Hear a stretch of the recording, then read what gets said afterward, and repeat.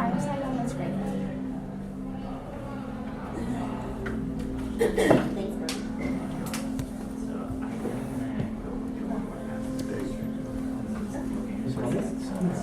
Primarily using microconceptions to consume waste and produce either power from those waste or other things that we might deem useful, like pharmaceuticals or even breakout sessions. We've got a good lineup here. Without further ado, allow me to introduce Sonjiah Davis, who's a clinical social worker and psychotherapist in private practice here in Washington, D.C. She specializes in depression, anxiety, LGBTQ plus mental health issues, and narcissistic abuse. And she's also a part of the Secular Therapist Project. She has served in the Washington, D.C. community through several avenues fighting for human rights issues, and as the Human Rights Commissioner, an ally of the LGBTQ plus community and women and children's rights activists. So thank you. She will be giving a presentation on the emotional toll of patriarchy. Right, hello, everybody. Hello. Can you hear me okay? Yeah. I need to clear my throat a little bit. That food is great. But yeah.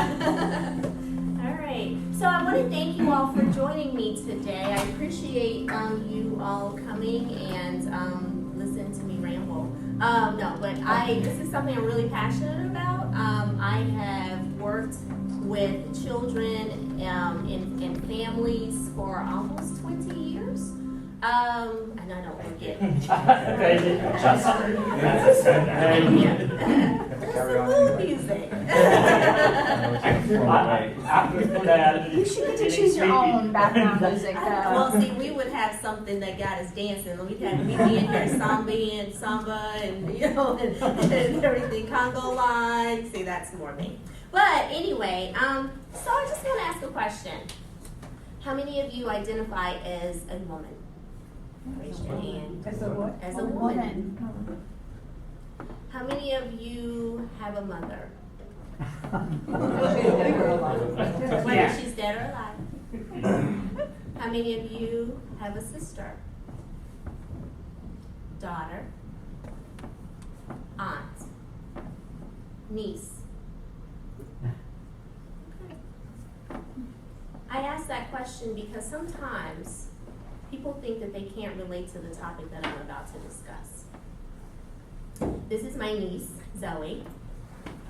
Hi. She's my right hand, my left hand, my right hip, my left hip. I appreciate my role in her life because she wanted to come with me today because it's her first time seeing me speak, and I think she knows that I'm an activist and I do a lot of great things. Sometimes we don't understand the role we play in each other's lives.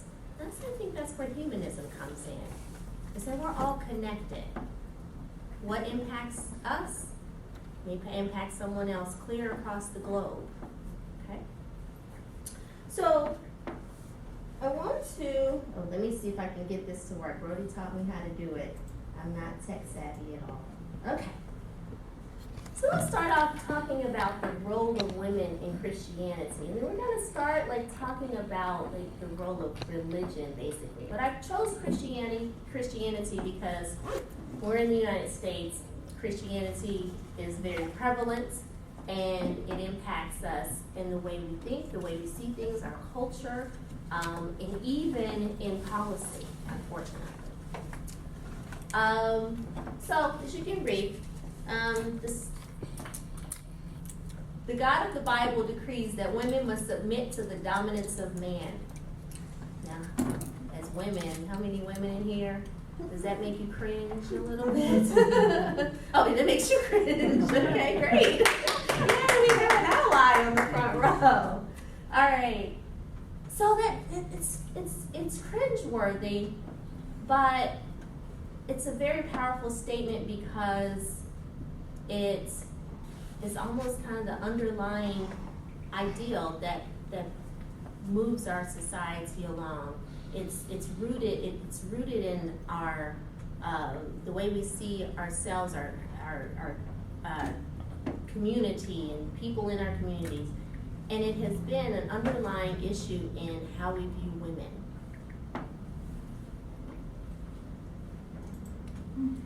The status of women in the patristic age, as defined by the church fathers, is a contentious issue within Christianity, because some people believe that the patristic writers clearly sought to restrict the influence of women in civil society as well as in the life of the church. However, others believe that the early fathers actually tried to increase the dignity of women.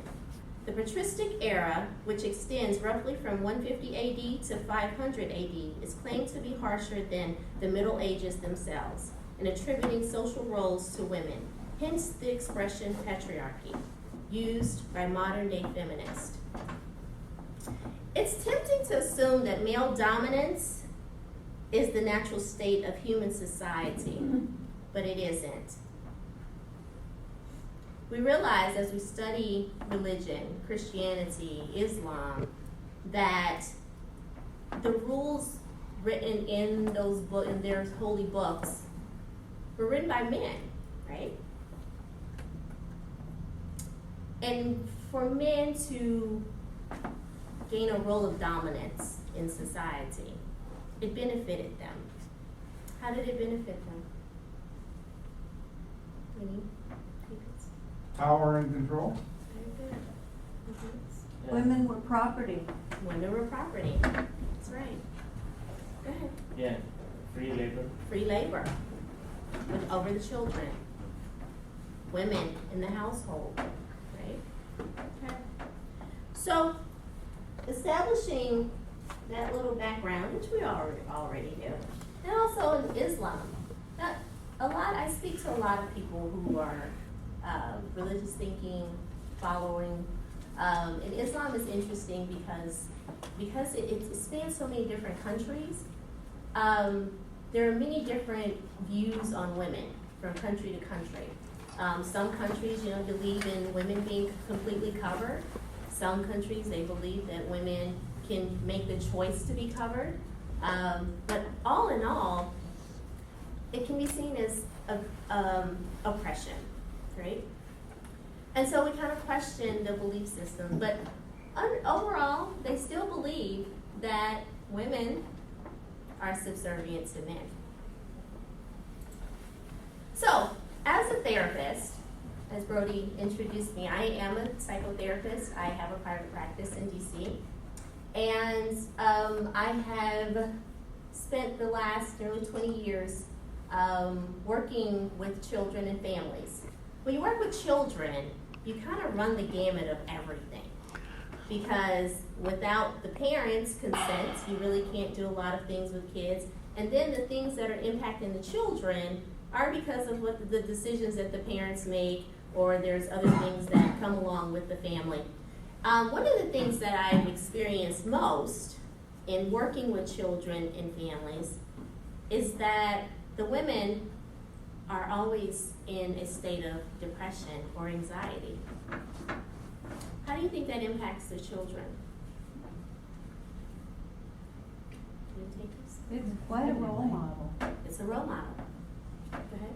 Yeah, I mean, it's just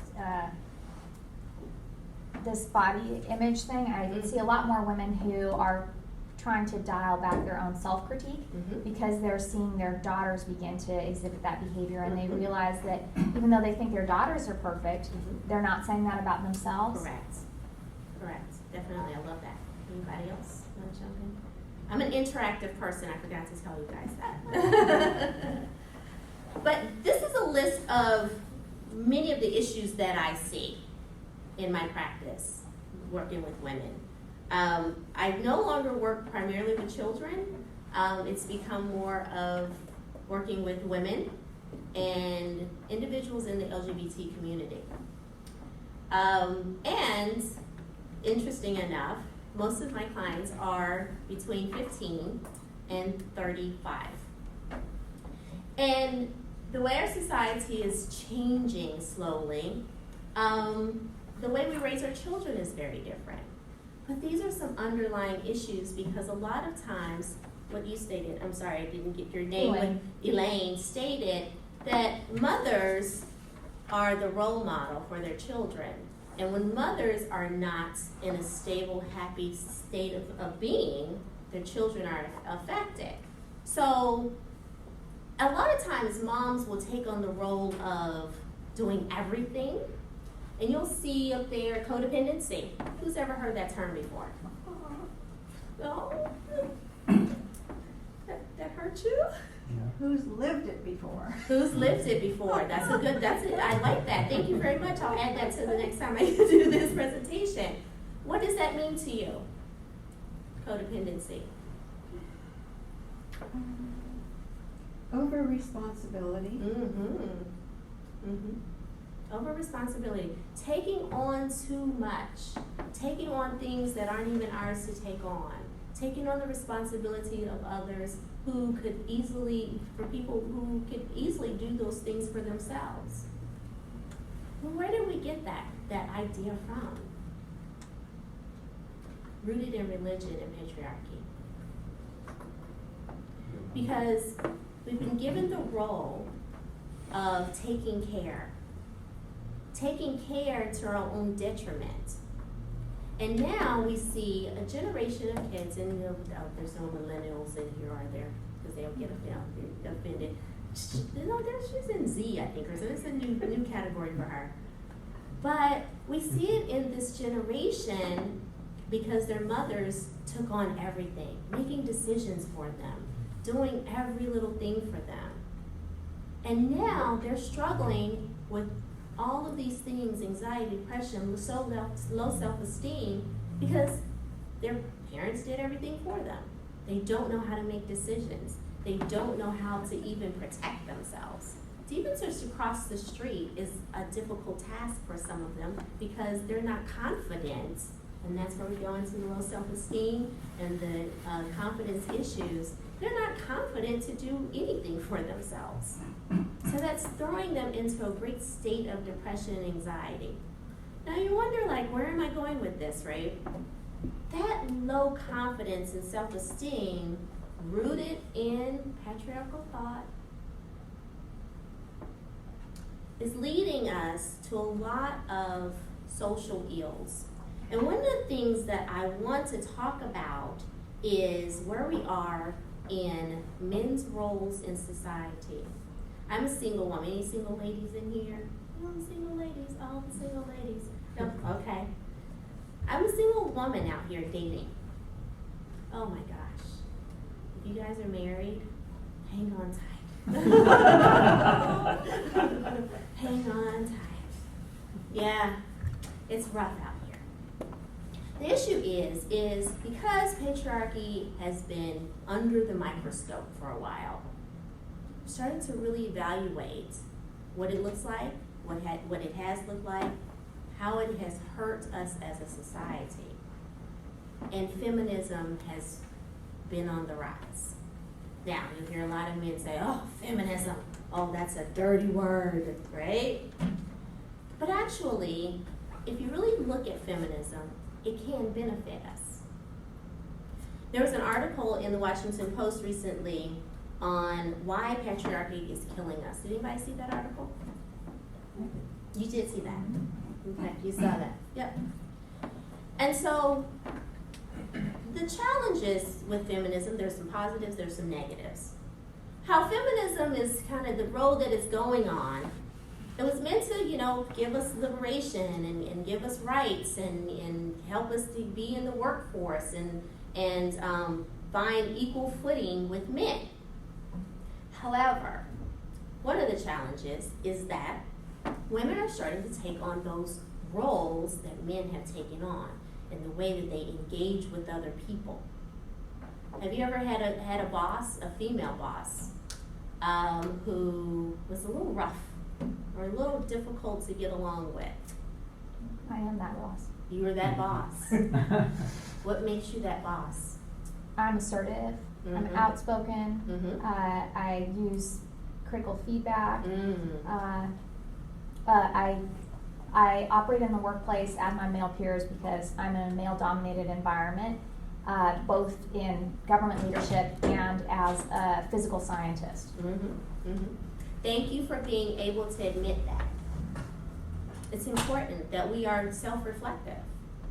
It's important that we're able to really see how our behavior is contributing to this greater issue that's counterproductive to us becoming good human beings.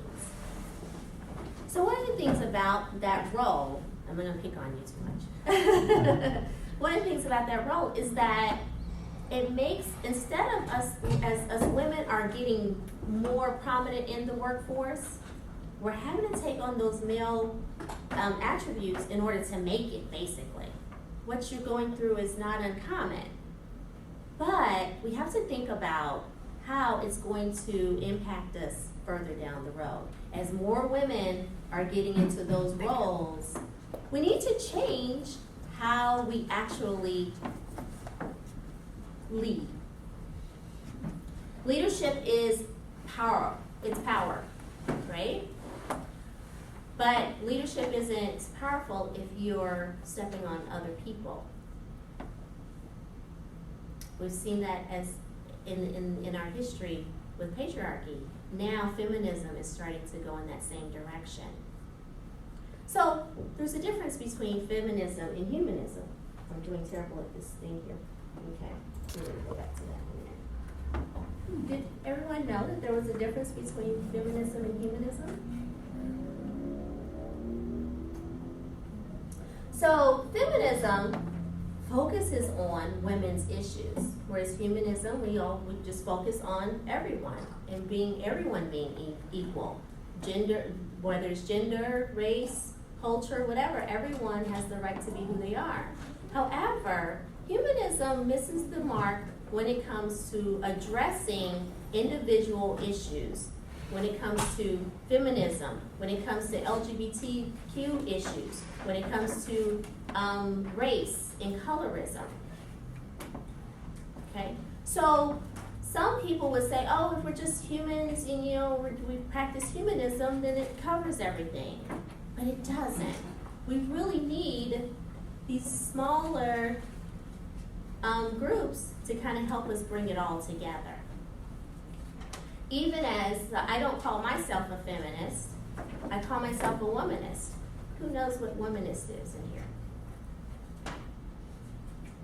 Womanist is a spinoff from the feminist movement that was developed by women of color like myself. Because the feminist movement doesn't address the issues that I, as a black woman in this world, face. But we need feminism to help support our movement, just like feminism has used the labor and the connections of women of color to help support their movement. But we're standing on the sideline with our issues not being addressed. Can you imagine if you're supporting a movement and your issues aren't being addressed? How would you feel? Angry and frustrated.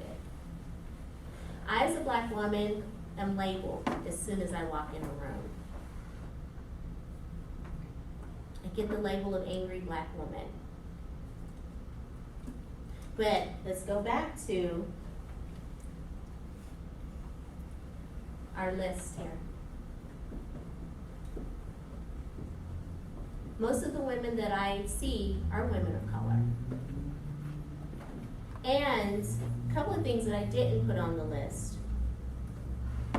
Relationship issues, mental and emotional abuse, physical abuse. More black women are killed by intimate partners than any other race in this world. Is feminism addressing that issue for me? We have to worry about addictions, grief issues. Grief is huge in my community because of police brutality. How many of you have to worry if your son or your daughter walks out the house and if they're going to be killed by police? Does feminism address that issue? But as humanists, we all have to, these are things that we all have to be concerned about. It may not touch you right next door, but it's touching somebody in the world. Okay? Also, a lot of women go to therapy for all these reasons, personal growth and adjustment disorders. But also, let me touch on personal adjustment disorders as well, because that's another issue as a woman of color in the workplace. Now, you've had your issues as a woman in the workplace, right? Yeah. Imagine being a woman of color in the workplace. Always having to prove myself, not just because I'm a woman, but also because I'm a person of color. We have to check our biases. In this country, it's been stated, oh, well, black people aren't that smart. Or, they're all a certain way. I carry the burden of everyone's misconceptions about other people every day. Another thing that I want to talk about is personal safety. As women, we can all relate to this, right? That goes into the issue of sexism, misogyny, and rape culture. All rooted in patriarchy. Someone mentioned ownership earlier, right? I, as a woman, am not entitled to my own body. Look at our legislators right now. Look at 45 right in the White House, who thinks it's okay to speak about women in negative ways. And it's okay to grab women inappropriately. And how did he get in the White House? A lot of people are like shocked. I'm like, oh, I'm not. Where have you been living? Because in the America I know, that's normal. How many women in here have been catcalled? Does it feel good? I want you men in the room to think about these things. These aren't your everyday reality. Remember I asked you, do you have a mother, a sister, a niece? These are things that they deal with every day. But you have the power, men have the power to change it. So, we're talking about personal safety. We just talked about catcalling. Catcalling leads to something else. And that is human trafficking. Who's familiar with human trafficking and sex trafficking? When I started my career, 20 it's been 20 years ago. One of my first jobs, I worked in a shelter for runaway teenagers. And sometimes it was kind of a drop-off shelter for parents if they were just at their wits' end and needed a respite. We'd keep their kids for a couple of days and gave the parents a break, and then we did some light family counseling. And I lived in Las Vegas. I went to the University of Nevada, Las Vegas. So, anybody been to Vegas? It's a dirty, dirty town. I detest Las Vegas because I started my career as a social worker there. And I saw the very nasty, dirty underworld of Las Vegas. You guys go there, you're having a yay party, yay. And you get to go on the strip and have your drinks and gamble a little bit and, and have a good time. Okay. And, but you don't realize what's really going on behind the scenes. Human trafficking starts in little places like that. and people don't think about it. One of my first jobs was to rescue girls who had been picked up by pimps and were being moved around to different places in order to service their clients, right? So, human trafficking worldwide garners about $15 billion a year. And $99 billion comes from commercial sex exploitation. About 71% of the people trafficked are women and girls, and 29% are boys. So steep numbers, right? This is not just the United States issue, these are worldwide numbers. One of the things that we have to start thinking about is how humanism can defeat patriarchal thought. I didn't have enough time to really delve into all of the things that we really need to talk about. I just want to give you a little tidbit of what's going on. So, some things that we can think about as humanists, because all of us play a role in destroying patriarchy. One thing is start minimizing the treatment of people as objects and promoting equality. And that's pretty much what humanism is about, right? One of the other things that I see a lot of is in the LGBT community, and my clients there, they struggle with just being seen.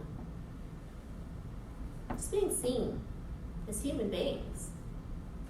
Just because their sexuality is different from the norm, they're feeling like they're left out.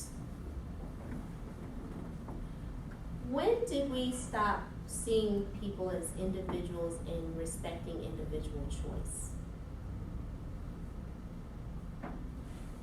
What makes me happy doesn't make you happy, but what makes you happy, it doesn't matter. It doesn't matter to me, it shouldn't matter to me. It shouldn't matter to me who I love. It shouldn't matter to me, to you who or where I go and what makes me happy. That you are an individual, you have the right to feel and see and love. And that's where we support gender fluidity and individual choice. You know, gender was, they've said that gender was used to, or it was a man-made construct in order to divide and make these weird rules about who does what and whatever, right? We can start to end that idea and support those in the LGBT community who are brave enough to say, you know what, I don't want to be this. I have a 10-year-old client right now. And he's like, yeah, I just like girl stuff. I like boy stuff and girl stuff. But he's being made fun of because of it. So we work on building his confidence and his self-esteem and being confident in who he is and being able to stand up to people who may bully him and may not agree with them.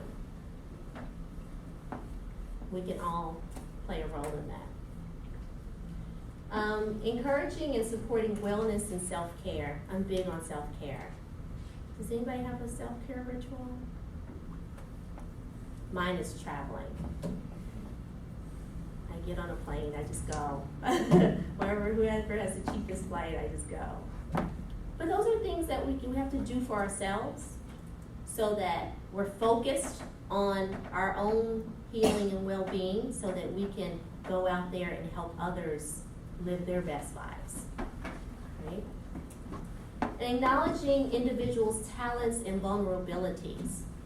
When we see each other as human beings, not just male, female, whatever, But just as human beings, we realize that we all have talents and everyone has something to contribute to the greater good of this world. Looking at our vulnerabilities, not using those vulnerabilities to take advantage of, but to understand where we can be of service to the next person. I think those in here that are married, you had to do that in your relationship, right? You had to say, okay, well, you know, I'm good at the finances, but my partner's better at, you know, cleaning, or vice versa, right? It's that exchange. You have to, you know, sit down and think about that in order for all of this to work. That's how you use talents and vulnerabilities for the greater good. And finally, focus on commonalities.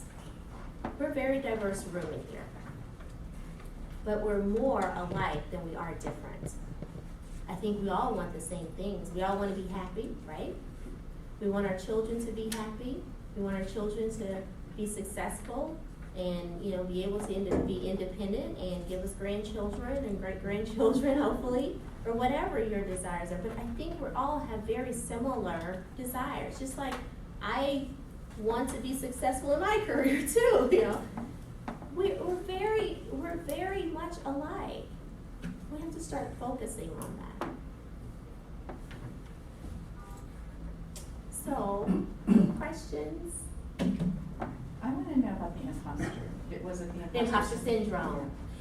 It is, so it's a kind of a new term, but it's when someone, and a lot of women deal with this because they're always feeling like, hey, I'm not good enough, I'm not good enough. And so there's, you know, sometimes they'll be so successful in work, at home, and everything, but they're always anxious because they feel like somebody's just gonna walk into the room and say, you don't deserve this. You didn't deserve that degree, or you didn't deserve that position. And they feel like somebody's just gonna call them out at any minute. I have a friend that has been trying about that for like 10 years, and I really understood. Did that help? Yeah, thank you. Yeah, okay. Yeah, go ahead. So what would you say to someone who thinks that feminism and womanism just separates black men and women? Because black men actually make less than black women. And also black men have a higher instance of incarceration. And when black men walk in rooms, they assume we're angry too. And they do it so they can dismiss us because they don't value us. And also black men have a high instance of being raped because we're in the prison system more often. Mm-hmm. And black boys have a higher instance than white boys of being abused as kids. Mm-hmm. So in reality, isn't it just about being black and not your gender? No. No, because it's in society, being a woman, period. See, the thing is as black men, yes, we have a lot of similarities as black men and black women. However, it's funny, I had a male friend say to me, he's very much aware of his masculinity, because if we were standing on the corner and somebody walked up to us, me and you, and walked up to us and asked for directions, they're gonna walk right up to you instead, because you're a man. They automatically assume just because you're a man that you're smarter or that you know more. And okay, black men, they don't think that about black men. They don't think that about black men. You have privilege, and this is a discussion I have a lot with black men. You have privilege that you don't realize you have just because you're a man. Mm-hmm. So why does it translate into like when you get arrested and trials and stuff like that? You're adding racism to this equation, but what we're talking about is just gender in general. You have so many things that you don't have to worry about as a man, period. Bottom line. That's not to say there's not problems. That's I don't think right. This is not I don't discounting think problems. I think there's huge problems. Yeah. And there's, Right. Black men are the only race that makes less than their women, though. No, that's not true. We're the only ones. That's not true. What you're looking at is that women are given more opportunities in the workplace, but the thing is there's a lot of societal things that keep a lot of men from going to getting education or getting trades and things like that. But as for dollar, you make more than we do. Yeah, so the issue here is around educational attainment, and you're right that African American women have higher educational attainment percentages than men, but then for the same work, African American women would make less than an African American man for the same job and education attainment Dollar for level. dollar. So you're talking about on a full demographic scale, as opposed to on a role by role scale. But so both of those things are happening.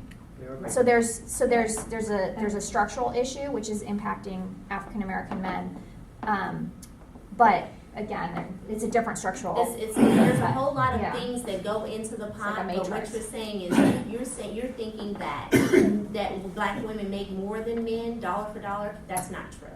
That is not true. Black women make 68 cents for a dollar, and I think it's like 55 cents for black men. Huh?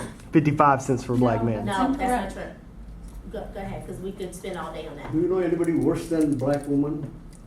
It is the beautiful Indian woman with saris. Every morning, the wife has to bow on the feet of the husband, and the husband is God. And that was actually in my presentation, but I didn't even get to that because I was going to address that in the old Sati system. Yes. This is the man Periyar. Yes. He wrote this book. He never went to college or anything like that. Finished only 4th grade. He fought against all these things Yes. and wrote a book. And this is the English translation. Why were women enslaved? This is a philosophical work. I gave it to a French friend of mine, a professor. He read that and he said, I can't believe this. We are kind of a liberal society, but even in France, this is not happening.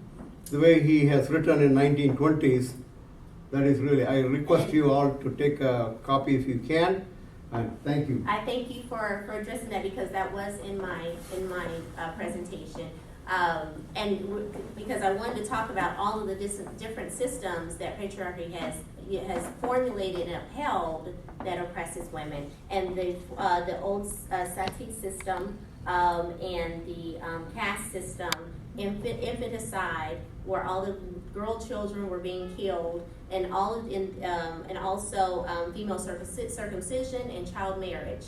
All of those things are part of this, and what has caused so much discord between men and women in many ways.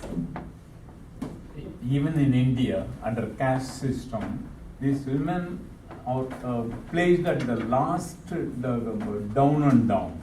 In the hierarchy. All the upper caste, the middle class, lower class, the women were placed at the very bottom level as the last grade. Straight up, lowest in the hierarchy, lowest straight in the hierarchy. Okay, we got one. Yeah, we have time for one more. Let's keep these to Two questions. questions. Go ahead. Okay. Sonjiah. Uh-huh.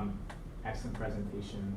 I feel like I really like the sentence where you're emphasizing commonalities. I feel like you and I are almost like the same person, but in different bodies in a lot of ways. Particularly, it was on one of your first slides where you talked about person when you walk into a room. You know that you're judged as black and a woman, and something that I wanted, a way that I relate to that is when I walk into a room, I immediately assume that I'm judged in certain ways because I'm white and I'm a man. And a lot of those symptoms that you were showing, anxiety, depression, those are all things that I've experienced in part because of how I'm concerned about how other people are just perceiving me for being as a consequence of who I was born to.